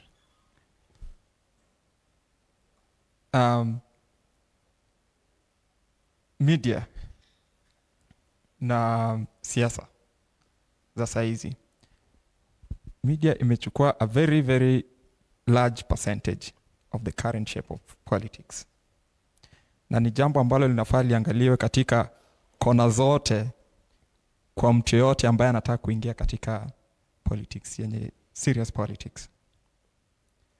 Na my concern na kitu ambayo ilikuja kutokezea imekuja kuonekana katika hiyo tukio la Tanzania hivi juzi, majirani wetu, na hata hapa Kenya na nchi zote za Afrika kwa jumla, kwamba media is a political interest ama a politician's interest to be better. Na media, they are very strategic because inakupea ule uonekano kwa wale ambao watakupigia kura. Kwa hivyo yule mtu ambaye ana control media from the basic point ile tunaanza campaigns to the point where mtu atakuja kucontrol kutangaza na kila kitu. Unazungumzia social media ama unazungumzia ile campaigns media? Na ile media, the whole thing. I'm just being general and then ni narrow down. Kumaanisha imelainisha, imeshape politics ama imeharibu? Iko pande mbili. Kwamba ya kwanza, the government na there are people who control media. Hata tukianza tu kwetu, hata kabla tuende kwa jirani, ukiangalia station hii TV47 nani anaimiliki, KBC nani anaimiliki, KTN nani anaimiliki, na nafasi yao katika siasa huko nje, their space in their position in the political space, and what will they influence. Even KBC is a national station, but which president has never contested for the second position? So ikifika ile wakati mtu anaona ile ujumbe itatoka hapa itakuwa inanifavor ama itanifavor, they will not go for it. They'll find ways of inhibiting.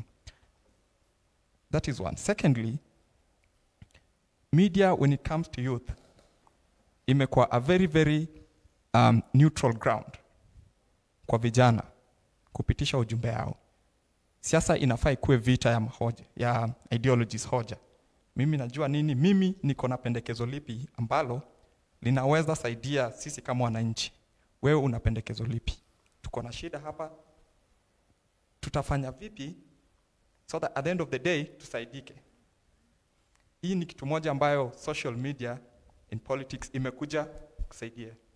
It's neutral. It's not limited to the point where ile kitambo kuna tu watu fulani ambao walikuwa na hiyo uwezo wa kujipeleka hapo nje, wa unaona, kutoa hoja zao.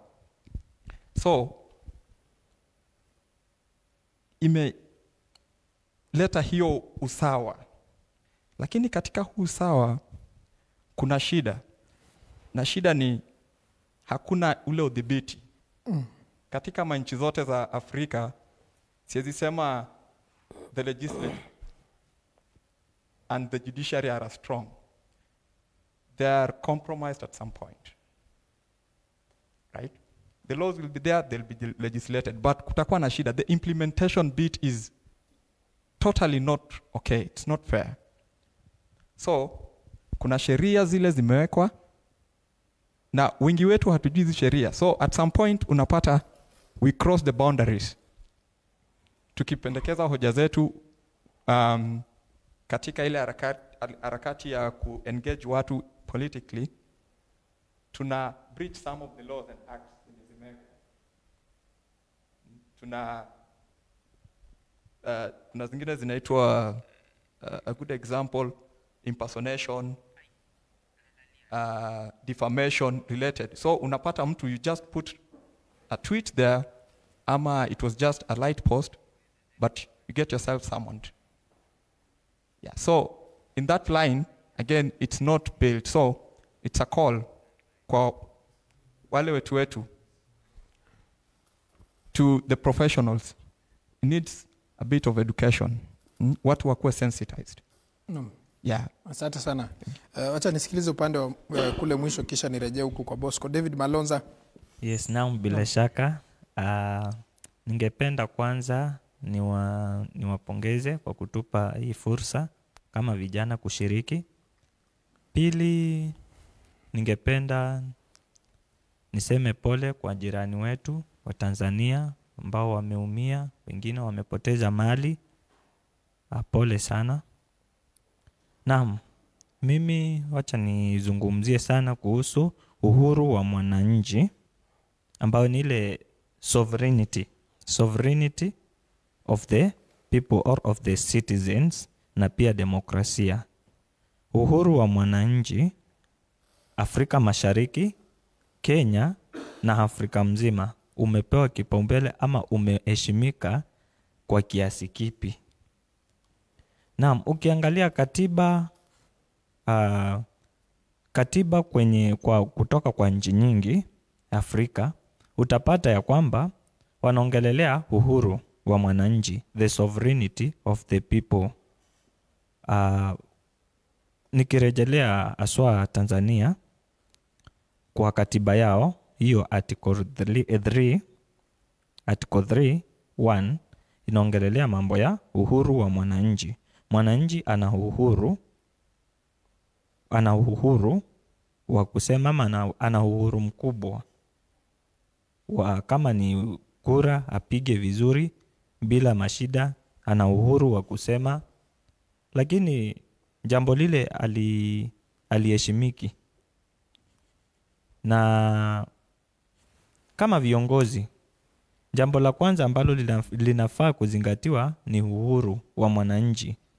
Uhuru wa mwananchi hulindwe. Mwananchi apewe fursa ya kuwa anaweza jiongelelea bila kukandamizwa. Na lile jambo litaweza kuimarisha, litaweza kusaidia sana kwenye siasa na pia kwenye usemi wa mwananchi. Kwa sababu ukiangalia siasa kama za hapa Kenya, acha tu niongelelee tu hapa Kenya, mwananchi apewi kipaumbele. Hoja za mwananchi haziheshimiki sana, kama juzi waliweza kupitisha mswada wa ile privatization act ile. Ule mswada ukiangalia mwananchi umepitishwa tu, lakini mwananchi anjahusishwa sana, kwa sababu ukiangalia walisema walifanya ile public participation na walifanya kwa muda mchache. Nilisikia walifanya siku 3 na kila Mkenya kwa nchi ambayo ina demokrasia, kwa nchi ambayo kila Mkenya anafaa, kwa nchi ambayo kila mwananchi anafaa kushiriki, inafaa kuwa waliweza kupea ule mswada angalau muda mrefu, ili wananchi kutoka kila sehemu waweze kujiunga, waweze kuangalia na waone zile advantages na disadvantages zake. Ukiangalia kutoka kwangu mimi nitaona kwamba kuna kiwango ambacho mwananchi atakuwa amekandamizwa, kwa sababu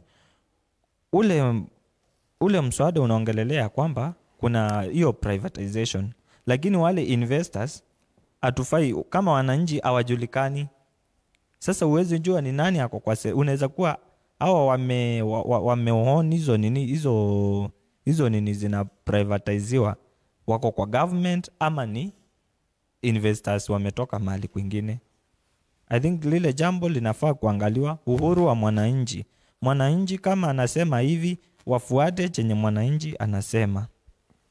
Pili, mambo ya demokrasia. Demokrasia ni vizuri pia inaheshimiwa, kwa sababu ukiangalia Tanzania aswa kwa hiyo preamble yao Dibaji, ndo hiyo wanaongelelea demokrasia, wanaongelelea umoja, wanaongelelea kuheshimiwa kwa haki za kibinadamu. Lakini ukiangalia pale hakuna haki za binadamu ziliweza kuheshimika, kwa sababu ukiangalia watu wamepoteza maisha, watu wamepoteza mali, watu wamehangaika. Kwa nini? Kwa sababu demokrasia haipewi kipaumbele. Demokrasia ipo tu kama jina demokrasia, lakini ukiangalia vile inaheshimika ile demokrasia ina practicewa kwa kiasi gani, unapata hamna. Naam. Unapata hamna. Demokrasia imepuuzwa kabisa. Hivyo ni vizuri wanaangalia uhuru wa mwananchi, waangalia demokrasia ku make sure ya kwamba kama ni democracy it has been upheld. Naam. Alafu mambo yatakuwa sawa. Naam, asante sana kwa mchango huo. Wacha nirejee hapa kwake Bosco, lakini kabla sijakuja kwako Bosco, ningependa kusikiliza kwa Vitali kuhusiana na mapendekezo ya mabadiliko ya katiba. Ni masuala yapi umekuwa umezungumzia swala la executive, na ungependa nyinyi kama wananchi wa raia wa Tanzania mnahisi kwamba rais ana nguvu zaidi kuliko executive, na pia kuna mapendekezo kuhusiana na kuteuliwa kwa watu ambao wanahudumu katika INEC. Mungependekeza mabadiliko yawe namna gani? Kila kitu unajua kimerahisishwa. Yaani ni kwamba sisi tulimaliza kila kitu, kwa sababu sisi tuliweza tukapata rasimu ya katiba, draft yenyewe umeona, ambayo ilikuwa ni ya mwisho na ilikuwa ni ya Warioba. Kwa hiyo tulikuwa tumefika hatua ya mwisho kabisa, ambayo ilikuwa inazungumzia maadili ya uongozi, ambayo yani kwamba pia viongozi walikuwa wanabanwa kuwajibika kwenye jamii, yani ipo ndani ya katiba. Lakini pia suala la tume huru ya uchaguzi lipo mle. Kwa hiyo yani ni kwamba tulikuwa tumemaliza kila kitu. Kumaanisha tume huru ya INEC haiko huru kama inavyotakikana. Tume huru ni jina. Unaponiambia kwamba tume huru alafu mgombea ndo anaichagua, inakuwa sasa inamaana yeye anakutumikia wewe. Kwa sisi tunataka utaratibu mwingine pia wa kuteua mtu katika tume. Yaani tume iwe huru kweli. Sasa tume huru inapewa pesa ili inunulie magari wagombea. Sasa maana yake ni kwamba tume huru haiwezi kuwa huru ikiwa inachangiwa na mgombea. Sasa hapo hakuna utume huru. Lakini pia wajibu wa bunge ni gani katika swala hili nzima? Kwa sababu bunge pia liko pale kama kulegislate. Unajua bunge linatakiwa liwe linaisimamia serikali. Ndio maana ya bunge. Bunge linaisimamia serikali. Vyama vinawasimamia wabunge wao wanaoviwakilisha ili kusimamia sera za ile chama, ambavyo sera za ile chama zinatakiwa zitokane na wananchi. Na ndio maana wanakuwa wamekipenda kile chama. Kwa hiyo unapokwenda pale wewe mbunge, unakwenda kupiga debe, kupiga kampeni zako, wananchi wanakukubali kutokana na sera zako, wanasema huyu atatuwakilisha. Ukifika bungeni wewe unatakiwa wewe ndio usimamie serikali. Lakini bahati mbaya wabunge wakifika pale wanasimamiwa na serikali. Ndio ambapo tulipokwama sisi hapo. Kwa maana hiyo hata wakati mwingine tunasema mheshimiwa rais ameita wabunge kumshauri, yeye ndo anakuwa na washauri sasa baada ya wao kumshauri. Kwa hiyo ndio hapo tulipokwama. Na sisi tulipopotea ni kwamba watu wengi sana wanajaribu kumsafisha mwenda zake Magufuli kwa sababu ya mabovu ya Samia. Yaani ubovu wa Samia haumfanyi Magufuli kuwa mtu mzuri. Sisi tumekwamia nyuma huko. Tumekwama nyuma. Kumaanisha matatizo hayajaanza sasa hivi. Matatizo hayajaanza sasa hivi, ni kwamba sasa ndio yameiva. Tulivyokuwa na mimi binafsi kuna watu ambao siwalaumu moja kwa moja. Simlaumu Mwalimu Nyerere na simlaumu Ali Mwinyi, kwa sababu wale walikosea katika walikosea kwa sababu ni binadamu, lazima akosea. Alikosea katika ndani ya ubinadamu. Kwa sababu pia nao walikuwa kwenye vipindi vya mabadiliko. Mwalimu Nyerere ilikuwa ni mambo ya uhuru na vitu vingine, watu wanabadilika, yani unashindwa yani anaelemewa na yale mambo. Lakini pia Mwinyi alivyoingia ndo alipoingia kwenye masuala ya nani sasa ya pia mabadiliko ya jamii zetu, sio Tanzania tu, ilikuwa ni kwamba Afrika nzima sasa inashinikizwa kwenye mabadiliko. Kwa hiyo ina maana wale walikuwa wapo kwenye mapambano makubwa sana, na anatoka pia tunaingia kwenye vyama vingi, kwa hiyo tunaama naye, umeona. Kwa hiyo pale kuna vitu fulani ambavyo vilimkabili, lakini hawa jamaa walikuja wakakuta kila kitu kimekaa sawa, kuanzia Mkapa kukaja kwa Kikwete, tunakuja kwa Magufuli. Ni kwamba na unaona vitu walivyovifanya vilikuwa ni wazi kabisa ndio walitufundisha sisi ubinafsi, upendeleo, kujipendelea mwenyewe. Kwanza unaenda nyumbani kwako, unaenda kujenga, unasahau wananchi. Kuna wengine walifikia, Magufuli alifikia mpaka kuhamisha mbuga ya wanyama, sikupeleka sehemu ambayo haikutakiwa iwe mbuga, anahamisha. Kwa hiyo sasa ni kwamba tunasema baya la mtu fulani aliwezi kumsafishia mtu aliyepita. Yaani kwamba sisi tumeanza kukwama kwa Kikwete, ametuvuruga, tumekosa katiba mpya, ana makosa ambayo hatuwezi kuyaficha. Na yeye na alivyoingia Magufuli, watu wakaanza kusema afadhalia Kikwete kafanya vitu fulani, na alivyotoka pale, alivyotoka yeye Kikwete, alivyotoka Magufuli kuja Samia, wanasema afadhalia. Hakuna afadhali, kwa sababu wao wote wana makosa, isipokuwa kwa sababu wanayazidisha makosa ndio maana tunaona nafuu ya yule aliyepita. Kitu tumeanza kukosewa kama Watanzania kwa makusudi. Maana kuna kukosewa kwa bahati mbaya, kukosewa kwa makusudi kuanzia kwa Kikwete, alafu tunakuja kwa Magufuli, alafu tunakuja na tabia hii ya kupoteza watu, kufunga watu bila kupeleka mahakamani, kuteka, imeanzia kwa Magufuli. Huyu mama anaiga. Sasa wanaiga kwenye kiwango kikubwa. Umeona. Lakini sasa narudia pale pale, aidha ni askari wako au mfanyakazi wako anafanya hivyo, wewe ukinyamaza, sisi tunasema wewe ndiye uliyemtuma, kwa sababu wewe katiba imekupa mamlaka ya kusifiwa na kulaumiwa, kwa sababu wewe ndio unaweza ukaamua jambo moja. Sisi rais wetu akiamua leo lolote ile akilitaja, ndio hilo tunalifuata. Na mfumo wa majeshi yetu ni kwamba tunampa rais uamiri jeshi mkuu. Yaani ina maana akishasimama yeye, akishaapishwa, ina maana mpaka yule mkuu wa majeshi yuko chini yake. Kwa hiyo unafikiri hapo kuna nini tena? Kwa hiyo hayo ndio nani. Lakini swala la sisi wa Tanzania hakuna haja ya kwenda kurudi nyuma kwenda kutafuta wapi. Ni kwamba lolote lile, hata kama vijana wa Kenya na nchi nyingine mkiingia kwenye mitandao mkatafuta rasimu ya Warioba, mtaona ni Watanzania wameamua nini. Na hapo ndio panaweza pakaamua nyinyi kwanza, kama kuna mtu anatutetea anaweza katuanzia kututetea pale, kwa sababu rasimu ya Warioba ni sisi tumeamua. Ile katiba ambayo sisi tunayo ni katiba ya urithi. Ile ni katiba ya urithi kutoka kwa mkoloni, tulikuwa tunaiwekea viraka tu. Tunaweka viraka, lakini hii sasa ndio tuliamua sasa. Umeona, lakini sisemi kwamba basi itakapokuja na hii itakuwa kamili kabisa, hapana, lakini angalau tunaweza tukawa tuna sehemu ya kuanzia ambayo inalingana na sisi, kwa sababu ni katiba ya wananchi. Wananchi wenyewe wameamua. Ile ya kwanza ilikuwa ni ya mkoloni. Mkoloni ndio ametuamulia. Lakini pia kuna jambo lingine ambalo lilitukwamisha nyuma, ilikuwa mchakato wa kikatiba ulikwama sana kwa mambo mawili. Kwanza, hofu ya kwamba katiba mpya ikija CCM itang'oka madarakani. Kwa hiyo watu wa CCM walihakikisha kwamba katiba mpya haiji. Lakini pia hofu ya muungano. Watu wengi sana ukiwauliza kuhusu katiba mpya wanakuambia, anaanza kuzitaja kero za muungano wetu.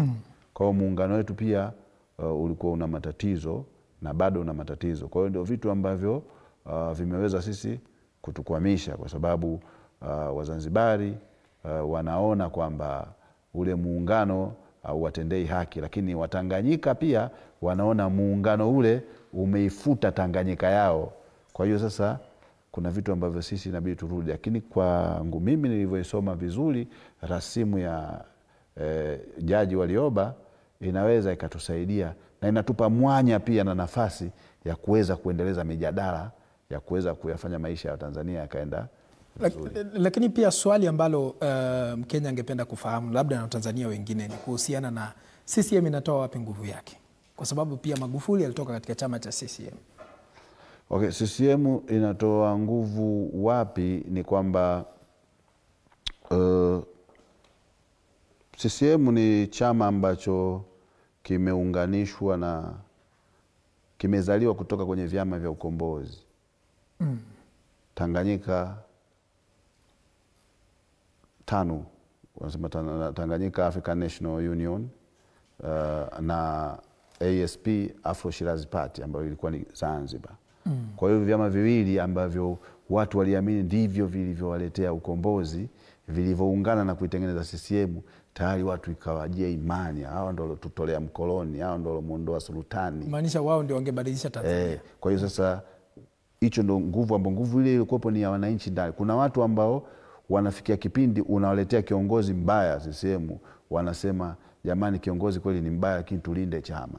Yaani kwamba chama kimekuwa ni kikubwa kuliko dini. Kuna watu wanatumwa na imani zao kupambana na maovu, wapambane nayo, ila wanakitumwa na CCM kwenda kufanya maovu, wanafanya kweli maovu na wanazungumza wazi. Kwa hiyo imekuwa ni kama imani. Kwa hiyo hiyo tunayoita sisi ambayo ni nguvu. CCM pia kuna kitu kimoja ambacho ni kibaya sana. Kabla ya uchaguzi mkiingia kwenye mtandao, maana siku hizi vitu vimerahisishwa kidogo. Kwa hiyo mkienda kwa Uncle Google mkimuuliza, anaweza akawasaidia wakina nani waliichangia CCM kwenye kampeni. Kuna kampeni ilifanyika, kwa hiyo watu walichangia pesa, sio milioni, billions. Mtu anatoa, umeona, lakini usifikie anatoa kwa sababu anaipenda CCM, kwa sababu anajua CCM ikirudi madarakani itamlinda. Kwa sababu kama una mabilioni ya pesa, alafu umepewa fursa ya kuchagua nani awe kiongozi, kwa hiyo unampa yule ambaye unajua huyu mimi atanilinda. Kwa hiyo CCM kimekuwa kama ni kichaka cha wakandamizaji na wezi. Mimi binafsi ungeniuliza miaka 15 iliyopita au 20, ningekwambia nisingependa CCM isiwepo Tanzania, ningependa CCM idumu Tanzania. Lakini unaponiuliza sasa hivi, ninakwambia kabisa, kwa sababu nimepata kuweza kuangalia na kuona kwamba Watanzania wanakwamishwa na CCM, si kwa sera zake CCM, bali kwa watu ambao wameingia CCM kufanya kama kichaka cha kujifichia ili kuweza kuwakandamiza Watanzania. Wakandamiza Watanzania. Na Bosco. Shukrani sana. Mwanzo niseme kwamba alichokifanya Suluhu ni kama kufungia gesi kwenye mtungi, ama kumweka paka unamchapa kwa nyumba na mko naye kwa hiyo nyumba. Sababu siku moja hiyo gesi itakuja kulipuka. Anaweza ona amewadhibiti vijana kwa wakati huu, lakini anafaa ajue hawa vijana sababu wa kuwaua wote, na wataendelea kuzaliwa wengine, na wengine wataenda kuzeeka wao vijana, wala watoto wao vijana wao wazee. Kama ndugu yangu alivyosema, hawa ni watoto wa Nyerere, hawa ni watoto alivyosema wamekatiriri wameja. Hawa ni vijana, roho yao ni kukomboa nchi yao, na ni vizuri ijulikane kwamba viongozi wa Afrika ni vizuri wajiulize, ni rahisi kuja ujisukumie kwa watu kuwa kiongozi wakukataa wapige risasi, ama ingekuwa rahisi hawa vijana hapa Kenya, ingekuwa rahisi usikize hawa vijana, ujiulize wanataka nini, nia yao ni nini, kazi za wenye wanataka ni kazi tunaweza wapea ama hazipo. Kwa mfano kama hapa ni Kenya, tujiulize kama serikali ama pia pale Tanzania, kama vijana wanataka kazi na wamekuwa tumesema vizuri, wao ndio ile population kubwa, mbona tusitengeneze hiyo mitandao wanayopenda kutumia, tuwe na mtandao kwamba tunawashikanisha, hata kama ni wale wenye kupeana kazi nchi za nje, wenye vijana kutafuta kazi na wenye kupeana kazi, tuwalete pamoja, vijana wajitafutie kazi wao wenyewe, wajiamulie na njia kama zile. Ijulikane kwamba hawa vijana sio Kenya tu, sio East Africa peke yake wamekuwa wakipigania haya mambo. Angalia pale Amerika, wamekuwa yale mambo ya Black Lives Matters, walipigania wakaweza kupigana. Ukiangalia UK, wamekuwa wakipigana mambo ya tabia nchi na mambo kama yale ambao wanafinyiliwa. Ukiangalia nchi kama Nigeria, mambo ya SARS na kusema polisi waache kutumia nguvu. Ukiangalia South Africa, vijana hawa watu wamepigania kuhusu school fees, ambayo imekuwa ikipiganiwa pia hapa Kenya. Wakasema zile fees must fall, fees lazima ije chini. So ukiangalia pia Uganda, Tanzania sasa tumeona ni actually ukiangalia Afrika ni nchi chache tu zina ile mtindo wa kiimla. Na huo mtindo wa kiimla wenye wako nao umekuwa ukiangushwa na hawa vijana. Na nimesema kwamba nikianza, Suluhu ajue hawa vijana ni gesi amefungia, na wakati wake ukifika kulipuka, mtungi utalipuka. So ajue now that amefika mahali amefikia, atafute suluhu. Hata vile anavyoitwa jina yake Suluhu, atafute suluhu ya hawa vijana, sababu asipotafuta suluhu ya hawa vijana kukosa kazi, barabara kuwa mbaya, uongozi mbaya, huyu mtungi utalipuka, na utalipukia yeye kabla hata miaka 3 ama 5 ishe. Kwa hivyo ni vizuri sasa, kwa sababu kama ndugu yangu alivyoeleza, Tanzania, ukiangalia Tanzania wako kama Kenya mahali ilipokuwa wakati wa KANU. Mnaambiwa mko na multi-party democracy, chama vyama viko lakini ukiangalia chama ni kimoja tu ndicho kinatawala. Na chama kile kinatumia jinsi ya kiimla kutawala watu. Haliwezekani. Uwezi ongoza watu na kiimla mwaka wa 2025. Hawa vijana wanaongea katika mitandao, hata ukizima mtandao wataongea kwa VBN. Hata ukizima VBN, hata ukizima nini, hawa vijana ukiangalia kama sasa mambo yalivyotokea pale Tanzania, vijana wametengeneza ile group kama ilivyokuwa hapa Kenya, Salimia Suluhu, na hiyo group inasema Salimia Suluhu, watu wamekuwa wakituma maneno yote yanayotendeka pale Tanzania. So ninavyosema ni kwamba ingekuwa ni rahisi hawa viongozi wajiulize solution ya hawa vijana, ndio waache kuwa na hii kelele wako. Wasikize, ni watoto wetu, wasikize wanavyosema. Labda wataki uongozi mbaya wako, wape nafasi, tengeneza mikutano ya mitandao, tengeneza hadhara za mitandao huko, uwasikize, ujue wanataka nini. Na kwanza niseme jambo linaloleta shida na serikali kutojua jinsi ya kudili na hawa vijana, kutengeneza akaunti ya Twitter ama ya Facebook, hilo halitoshi kwa hawa vijana. Ni uende ujue hiyo Twitter, hiyo TikTok inatumikaje na wao vijana, sababu wao wako na knowledge, wanatumia hizo jinsi ya mitandao kuelimishana, wanaweka hashtag Paul Kirobia tunamtoa, na utatolewa ama usipotolewa hiyo hashtag. Ni mara ngapi tumeona TOK Kenyans on Twitter wakifanya hashtag peke yake ya jambo moja tu, la ndugu yangu tuseme alifanya jambo mbaya, anasukumwa na hiyo trending mpaka unaafu kufanya vile wanafanya. So serikali si kutengeneza tu Facebook account, Twitter account peke yake, ni uende zaidi ujiulize hiyo Facebook na wanaitumia aje. Kwanza hawapendi hiyo maneno ya Facebook, wanasema ni ya wazazi na millennial, wanatumia vitu ambavyo ni tofauti sana. So njia tu ya kuelewa wanavyotaka ni serikali ije karibu na wao. Kivipi? Wawe na baraza, wawe na mikutano ya mitandao, wasikilize wanachotaka, public participation ambayo inafanywa online, na kutengeneza mambo ya internet ama kusuluhisha shida za hawa vijana. Si kadabra inafanywa na kina Itumbe hapa ya kutengeneza Twitter, Facebook. My friend, ni the president himself, for example, in Kenya, ama Suluhu mahali hapo, aitane mkutano faraga, hawa viongozi wa opposition waruhusiwe waongee. Lakini hilo lilishindikana. No, alikushindikana. Hiyo ni perception, watu wanasema ilishindikana. Ni X ilitengenezwa na ilitengenezwa at the heat of the moment, wakati kila mtu alikuwa na hasira. Kama ungeniuliza kwa sasa hivi, mimi kama ningekuwa rais, ningekuwa na ministry hiyo ya youth na ingine inaitwa Gen Z ama related na mambo kama usikize a state department specifically kusikiza hawa vijana, ujue shida yao ni nini. Lakini rais alikaribisha vijana wa Kenya Gen Z. Ndio aliwakaribisha. Hata njia nimesema, for example, nani alitengeneza hiyo mitandao? Sema ni Itumbe. Labda hawataki hivyo, waruhusu watengeneze wao wenyewe na waje waongee ya maneno yao jinsi wanavyojua, jinsi wanavyotaka. Na bora tu kuwe na decorum na yele. Baba Raila Odinga kabla afe alisema tunataka intergenerational dialogue. Hilo ni jambo ambalo linaweza suluhisha shida zetu hapa Kenya.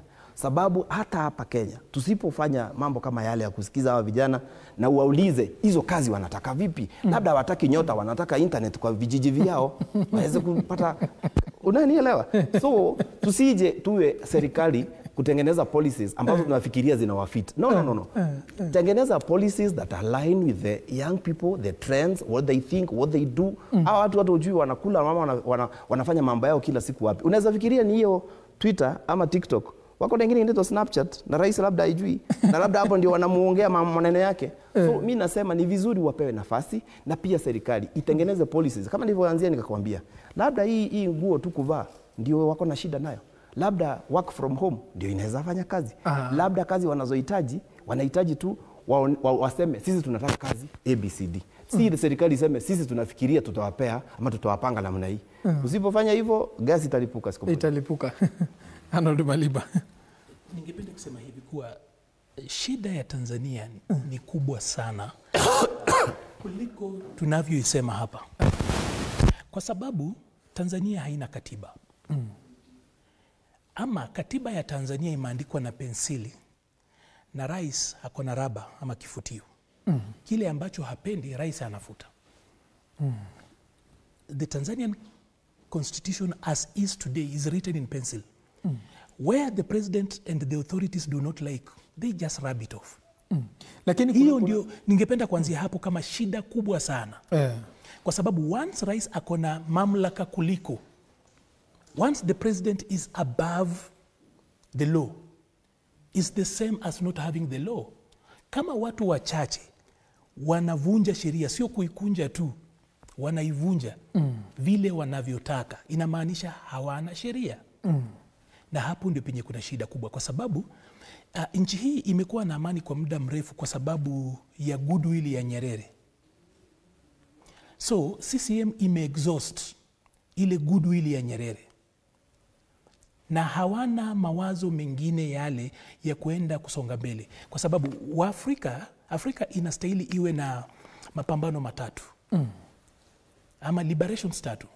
Liberation ya kwanza ya Afrika ilikuwa ya kumfukuza mzungu, ya kutoa ukoloni Afrika.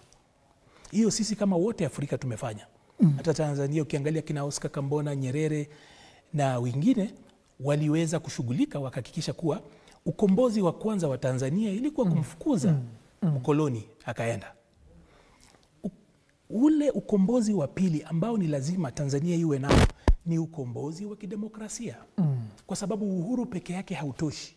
Kwa sasa wana uhuru, Tanzania ni nchi lakini bila demokrasia uhuru huo ni kama hauna maana. Kwa sababu independence ina maana gani kama hauwezi kusema kitu kama haujachukuliwa? Wako wapi kina Polepole? Na kero hizi ama hii uvunjivu wa sheria hauko tu kwa wale watu ambao hawako ndani ya CCM, hata ndani ya CCM wanavunjiwa sheria. Kwa mfano, wakati ule walikuwa wanachagua mgombea wa urais, hawakufuata taratibu za CCM yenyewe. Wakati wa kutoa mgombea urais, CCM yenyewe ilivunja sheria zake. Watu wachache pale walivunja sheria za CCM yenyewe kwa sababu they are not accountable to anyone. Lakini umesikia Vitaly akisema kuna baadhi ya watu ambao wana fund political party. Ninakuja hapo. Ndio ninakwambia nchi ambayo technically haina katiba, ambayo sasa kuna kitu inaitwa state capture. Unajua Tanzania hawana bunge kama sisi tu. Unajua sisi letu tulishali cancel. Hawana legitimacy, tulishaingia huko ndani tukavuruga. Kwa hivyo wanapojisemeza pale ndani hatuna haja nao. Kwa sababu huko tulishaenda, tumekwisha puliza dumu. Huko hakuna, tumemalizana na hawa. Ukiangalia bunge la Tanzania pia utapata pia nalo kidogo ni mbaya zaidi kuliko la Kenya, kwa sababu ukiangalia bunge pale kumejaa watu waoga sana. Watu waoga kweli kweli. Imagine mtu muoga kuongeza watu shupavu kama watu wa Tanzania. Watu waoga sana wanatawala watu shupavu ambao wanajilisha wenyewe, wanajenga uchumi wao, wanaamuka kila asubuhi, watu wanatetea dola yao wenyewe, lakini wanaongozwa na watu waoga kwa sababu ya chama. So ukiangalia bunge lile limejaa watu waoga, limejaa vibaraka tu, watu wa kuimba sifa za kusifu mamlaka. Vibaka na wahuni wamejaa kwenye. Kwa nini natumia mambo hayo? Ni kwa sababu unapata hata ndani ya CCM ukianza kufikiria independently unang'olewa. Kwa mfano ukiangalia pale Bumbuli, Yusuf Makamba alikosea CCM nini ndiye akatolewa? Imagine even running ndani ya CCM, you run at the party's pleasure, not what the people want. Hata wakifanya opinion ikasema kuwa wewe Paul Kirobi unastahili kwenda juu, lakini pale kamati pale juu hawakupendi kwa sababu labda mawazo yako yanakinzana, chama kinakutoa. Angalia watu kama Humphrey Polepole, hata ajulikani alipo sasa, na alikuwa propagandist wao mzuri sana. Humphrey mimi ninamjua kama bado ni mchanga kidogo, mtu ambaye anajielewa kidogo, as much as alikuwa brainwashed na CCM, amefika pahali pale ambapo amesukumwa. Kwa hivyo Tanzania ni lazima, shida yake ni kubwa kidogo, kwa sababu sio tu kero za uchaguzi, kama kwa mfano electoral reform zile zenye walikuwa wanataka. Unapata chama registrar wa political parties anaweza kufutilia chama na kuandikisha chama vile anataka. Naam. Hapa kwetu haiwezekani. Shikilia hapo kidogo Maliba. Naomba watengeneze sauti yako kidogo. Ningependa kusikiliza kutoka kwa Vitaly kwa kile ambacho Maliba ametaja hapa. Sijui kama wabunge wa Tanzania ni waoga kama inavyosemekana. Kama nilivyosema awali kwamba wale hawawatetei wananchi.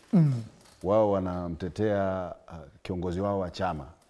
Kwa sababu wengi wamekuwa wanatokana na Chama cha Mapinduzi. Na bunge lililopita ni bunge ambalo liliwekwa na Magufuli. Magufuli alijaribu kubaka uchaguzi. Kwamba unajua mpaka uchaguzi unafika tulikuwa tuna wabunge wa upinzani ni wawili. Kwa hiyo nchi nzima. Sasa na baadaye ikafanyika namna tu ya kujaribu kulazimisha waingie wapinzani ili dunia itutambue kidogo, ituelewe. Lakini katika uchaguzi wa kwenye boksi ni kwamba ilikuwa namna hiyo. Kwa hiyo kwa kifupi ni kwamba ni kweli wabunge wa Tanzania wengi au karibia wote ni waoga, kwa sababu walikuwa wamsimamii tena mwananchi, wanasimamia bosi wao. Na unaiona wazi pale ambapo Mheshimiwa Rais wa awamu wa kipindi kilichopita, ambaye ndiye huyu pia ambaye ameingia sasa hivi, alizungumza vibaya kuhusu nchi jirani, aliwazungumza vibaya wananchi vijana, akawasemea maneno mabaya na vijana wakareact, lakini ilitakiwa sasa kuwe na busara bungeni. Lakini uliona wabunge wa Tanzania walikurupuka nao wakaanza kuzungumza maneno machafu ambayo mengine yalikuwa yanakiuka utu na ubinadamu, mpaka ikafikia siku ya pili yake spika wa bunge atamke kwamba haya maneno ambayo yalizungumzwa jana ni maneno tu ya watu binafsi, lakini sio kauli na msimamo wa bunge la Tanzania. Yaani manake wabunge wote siku iliyopita walikuwa wamesimama upande wa kumtetea bosi wao. na wakatoa mihemko ambayo mpaka ikakiuka haki za binadamu na mahusiano ya kimataifa.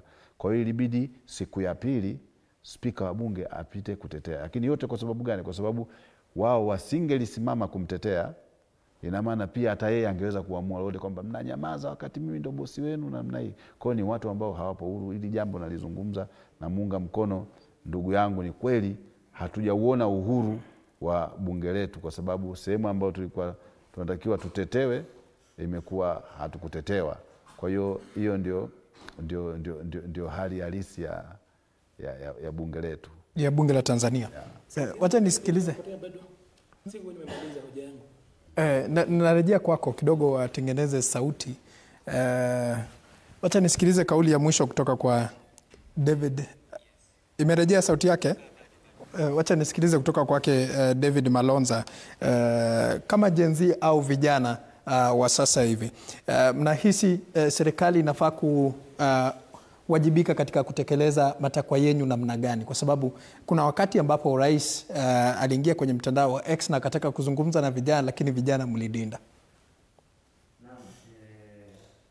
Sisi kama vijana tungependa rais aweze kutafuta namna ya kutufikia sisi kama vijana, kwa sababu vijana mambo ambayo wanahitaji ni kama kazi. Ukiangalia vijana wengi hatuna kazi, unapata wamesoma lakini kazi hamna. Lakini walileta Nyota program ndiposa vijana wajeze kujiajiri wenyewe. Walileta Nyota program. Ile program haiwezi support vijana wote. Mimi mwenyewe nilikuwepo kwenye ground, nikaangalia vijana wenye walikuwa hapo.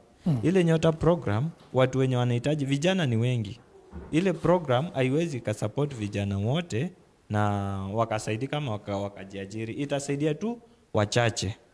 Lakini iwapo watatafuta njia ama namna zingine za kutuajiri sisi kama vijana, ama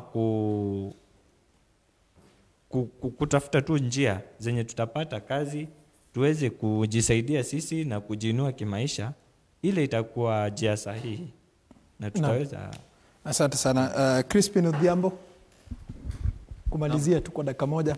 Okay, shukran kabisa kwa fursa hii tena.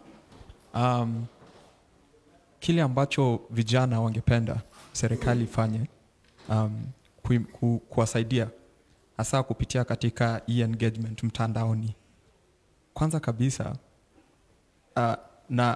nadhani saizi the government has realized that they cannot do their things the way they've been doing them when they exclude the youth, waki-exclude vijana. Pili ni kwamba ukiangalia mtandaoni kuna vijana ambao wamebobea kabisa na wamejiestablish ile brand. Kitu ya kwanza ambayo serikali inafaa iache kabisa ni kutumia vijana vibaya mtandaoni. Ile kijana amejiestablish vizuri, anakuja anatumiwa kupush project za serikali. Hiyo ni jambo moja ambayo inafaa iangaliwe both na serikali na vijana. Sisi vijana tutumie hiyo uwezo wetu, hiyo space ambayo tumecolonize, kupush for forums zenye zinaweza tusaidia. Recently tumeona kuna TikTok, kuna proceedings watu wanaweza fanya TikTok because vijana wako qualified. Kuna mtu amebobea law, kuna mtu amebobea unajua related fields. Serikali inafaa itenge a department that specifically deals with this within its ministry. Tunafaa tukuwe na mtu ambayo ako tu in charge how the government inaweza engage vijana kupitia mtandaoni. Tukuwe na frequent TikTok engagements, frequent X engagement, so that kama tumeweka tunakwanga na hizi sijui baraza, so not everyone atafika baraza and they are not as effective. So kama tunaweza kuwa na an open forum, maybe wanasema tutakuwa na national dialogue between the youths and the government, and it will be held on X. They are very famous youth with very established accounts, and so will be handling this. it's also a way of bringing them on board. It's also a way pia watapata kitu kadogo kujipush nayo. So serikali inafaa implement something like that. Asante. Naam, asante sana. Kaka, kwa dakika moja. Mimi ningependa kwanza serikali ikuwe inatuhusisha ikifanya jambo, isikuwe inatuweka apart, unakaa unasikia like this law has been imepitishwa, so ikifanya uamuzi inatuhusisha. Pia naweza kusupport vile amesema serikali iweke a specific department that us Gen Zs tuko hapo hivyo, alafu na pia inafanya those forums online.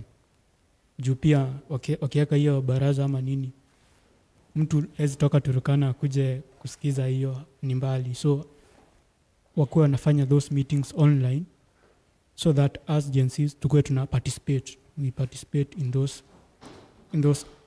discussions they are making. Naam, Josephat Mutati. Mimi acha nianze kwa kusema hivi ya kwamba leo hii mitandao ndio mbunge jipya la vijana. Na kitu serikali inafaa ifanye, number 1 ni kuongeza ile inaitwa digital literacy. Jinsi vijana wanaweza kutumia mitandao kwa njia ambayo ni sahihi. Bila kuleta taharuki ama kueneza zile semi za chuki, lakini waitumia kwa njia ambayo itawanufai. Ya pili ni kuhakikisha pia viongozi wanatumia njia ya mitandao kuweza kuwafikia vijana. Vile mwenzangu amesema X, TikTok, Facebook, siku hizi ndio maeneo mengi ambayo unapata vijana wako kwa wengi.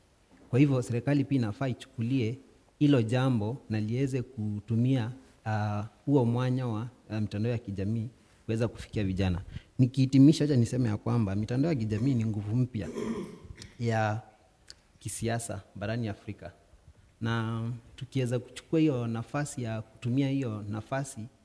kutumia mitandao ya kijamii, tunaweza badilisha jinsi ambavyo siasa zinafanyika barani Afrika, na pia kuleta mangeuzi ambayo sisi kama vijana tungeweza taka kuyaona katika uongozi wa nchi ambazo tuko, na pia kama viongozi ambao ni watarajiwa tunahitaji pia kutumia hizi mbinu mpya za kuwafikia wale ambao tunategemea kuwaongoza siku zijazo. Naam, asante sana. Naarifiwa sauti iko vizuri pande Arnold Maliba. Unajua Paul, ingekuwa ni siasa za Kenya, ningesema money has been poured to finish me.